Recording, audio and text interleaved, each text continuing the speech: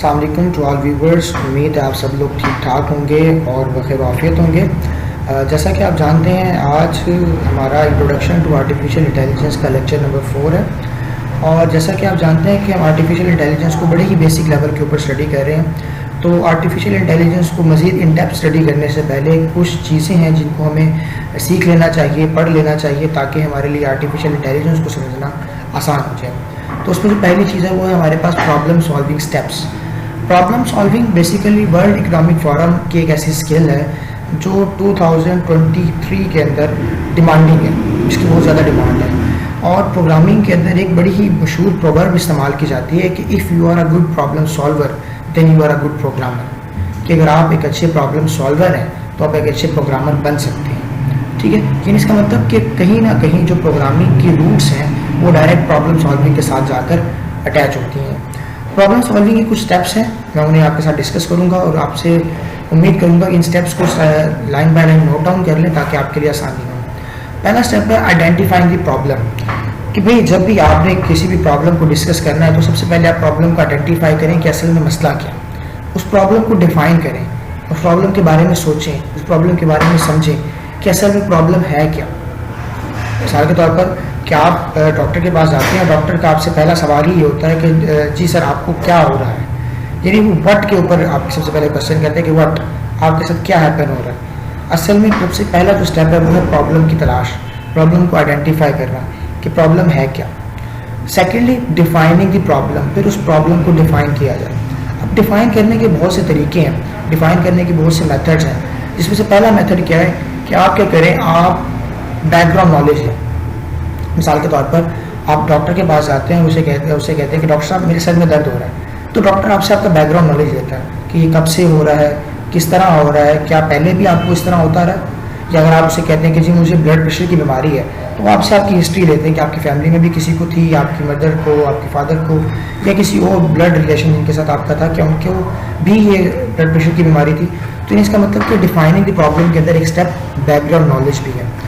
फिर उसके बाद सेकंड स्टेप जो हमारे पास आता है वो आता है कि यूज़ गैसेस, कि आप गैस करें कि ठीक है आपको ये मसला आया, आपकी मसला कहाँ से आया, ये उसके बारे में सोच विचार करें, उसके बारे में सोचें कि हो सकता है कि ये इस तरह से आया हो सकता है इस तरह से आया हो। लेकिन उस लेवल के ऊपर आप गैस लगाएं इस प्रॉब्लम का सोल्यूशन। तो खैर उस आपने अभी इसको डिफाइन नहीं करना, आपने प्रॉब्लम की तलाश करी कि प्रॉब्लम है क्या ये मसला भी हो सकता है, क्या ये मसला भी हो सकता है, ये मसला भी हो सकता है। मिसाल के तौर पर अगर मैं आपको मेडिकल फील्ड से ही एक एग्जांपल दूं कि आपके सर में दर्द हो रहा है, तो सर में दर्द होने की मल्टीपल रीजंस हो सकती हैं। आपका ब्लड प्रेशर हाई हो सकता है, ठीक है, आपको काम की स्ट्रेस की वजह से सर में दर्द हो सकता है, आपको इन्वायरमेंट या क्लाइमेट चेंजिंग की वजह से सर में दर्द हो सकता है। तो आप क्या करेंगे, आप गैसेस करेंगे कि यह प्रॉब्लम असल में है क्या, किसकी वजह से। और फिर आइडेंटिफाइंग द प्रॉब्लम का सेकेंड स्टेप आपके पास क्या है, आइडेंटिफाई द रूट कॉज, कि असल में जड़ निकालें कि भाई वजह क्या है, प्रॉब्लम स्टार्ट कहाँ से हो रही है, प्रॉब्लम का बेसिक जो रूट है वो कहाँ पर है। जब आपको रूट मिल जाएगी तो फिर आप उसको आसानी से सॉर्ट आउट कर सकेंगे। सेकेंड स्टेप हमारे पास गैदर इन्फॉर्मेशन।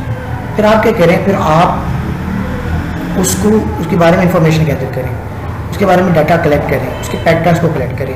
इसको आप एक और नाम भी दे सकते हैं, इसको आप अंडरस्टैंडिंग की प्रॉब्लम भी कह सकते हैं। अंडरस्टैंडिंग के अंदर बहुत सी चीज़ें काउंट होती हैं, जिसके अंदर WH फैमिली बहुत ज़्यादा काउंट होती है, जिसमें व्हाट, वाई, व्हेन, हाउ। कि आप प्रॉब्लम आपने तलाश कर ली कि प्रॉब्लम ये है, फिर तलाश करें कि प्रॉब्लम क्या है, क्यों है, कब से है, कैसे है। ये चीज़ें क्या कहलाती है, अंडरस्टैंडिंग कहलाती है। देखिए हमारी डेली रूटीन के अंदर बहुत सी चीज़ें ऐसी हैं कि जिन्हें देख से साथ ही हमें अंडरस्टैंडिंग हो जाती है। मिसाल के तौर पर आप सिग्नल के ऊपर खड़े हुए हैं और सिग्नल के ऊपर खड़े होने के बाद आपने जैसे ही रेड लाइट को देखा, तो रेड लाइट को देख के साथ आपके माइंड के अंदर एक इमेज डेवलप हो गया कि यहाँ पर आपने रुकना है। फिर जैसे उसके बाद आपने येलो लाइट को देखा, आपको पता लग गया कि भाई अब यहाँ पर बाइक को स्टार्ट कर लेना।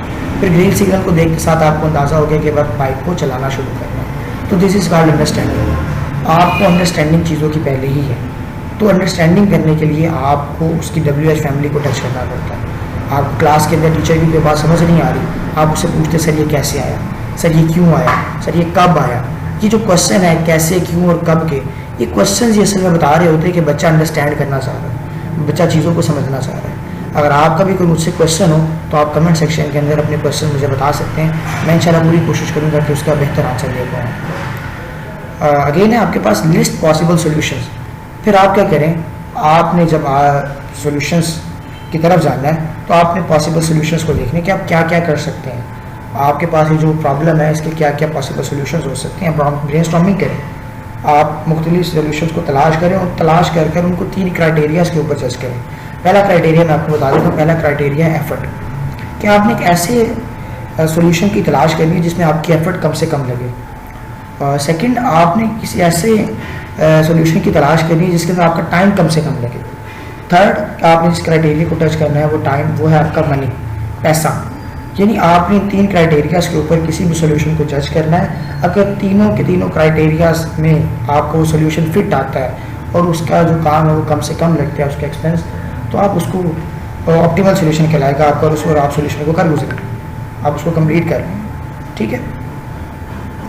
नेक्स्ट है हमारे पास कंसीडर डिफरेंट पर्सपेक्टिव। आप उसको डिफरेंट पर्सपेक्टिव से देखें, आप डिफरेंट आइडियाज़ से सोचें, आप डिफरेंट लोगों से ओपिनियन लें सोल्यूशन के बारे में। क्योंकि देखें, जिस चीज़ के बारे में आप ओपिनियन रखते हैं हो सकता है दूसरे को उस चीज़ के बारे में दूसरी ओपिनियन हो। एक बड़ा ही मशहूर आपने टिकटॉक देखी होगी या आपने उसको जज किया होगा कि एक 6 का डिजिट अगर आप देखते हैं तो आपको 6 लगता है, लेकिन जब सामने वाला देखता है तो उसको 9 लगता है। यानी दोनों के देखने के अंदर फ़र्क है, दोनों की पर्सपेक्टिवनेस के अंदर फ़र्क है, दोनों की परसेप्शन में फ़र्क है। तो आपको अगर कोई भी चीज़ एक साइड से अगर बुरी लग रही है तो हो सकता है दूसरी साइड को अच्छी लगे, तो आप इसका मशवरा लें, लोगों से बात करें, लोगों से जांच पड़ताल करें और उस सोल्यूशन जो आपने लिया है उस सोल्यूशन को फिर आप इम्प्लीमेंट करें। तो अब तक हमने 3 स्टेप सीखे हैं, इंशाल्लाह बाकी तमाम स्टेप्स को हम नेक्स्ट वीडियो के अंदर कवर करते हैं। और अगर आपको कोई क्वेश्चन हो तो आप क्वेश्चन ज़रूर रखिएगा, मुझसे ज़रूर क्वेश्चन पूछिएगा। और इसी के साथ इजाज़त दें आज। अल्लाह हाफ़िज़।